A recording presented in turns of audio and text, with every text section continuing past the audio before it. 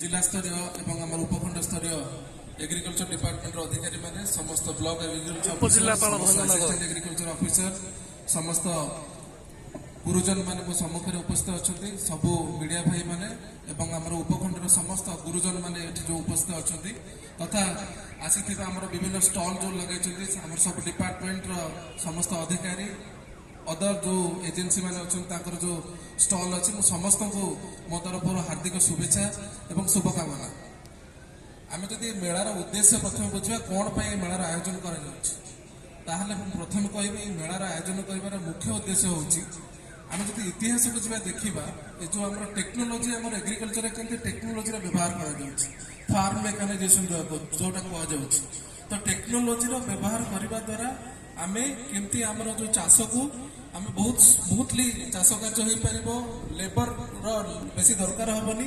सहित ता द्वारा आम इनकम केमती अधिका हो पार 2 गुणा हो पार। तो यहाँ जब मुझे कह आरंभ होमें जब जी 1960 को जीवा तो 1960 मसीह आम समस्ते जाने ग्रीन रिवोल्यूशन है तो ग्रीन रिवोल्यूशन जनक जी थे father of green revolution MS Swaminathan. तो स्वामीनाथन को जो प्रचेषा था से समय भारत अदर विदेश विभिन्न खाद्य शस्य किणुला America and other developed country मानक जोटा आम समस्ते जाने आम देश से समय एत एग्रीकल्चर डेभलप नाला किंतु एमएस स्वामीनाथन जो ग्रीन रिवोल्यूशन कले से ग्रीन रिवोल्यूशन फल कौन है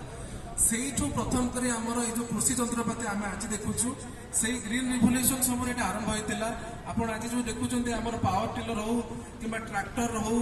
कि एनी सीड्स जो हाइब्रिड सीड्स हो तार सबूर आरंभ होती कह तार मूलदुआ पड़ा से ग्रीन रिवोल्यूशन समय से ही समय केमती आम पंजाब उत्तर भारत स्पेशली से बेल्ट रे केमती आम गहमर आम अमेरिका निर्भर करुले तो आखि आगे रखी जो जिते आमर रिवोल्यूशन होता प्रचुर मात्रा जो टेक्नोलोजी इंटरवेंशन थिला चाषरे प्रचुर मात्रा आमर आय बढ़ी आम उत्पादन खाद्य शस्य बढ़ी आम जब कहि एवं पर्यंत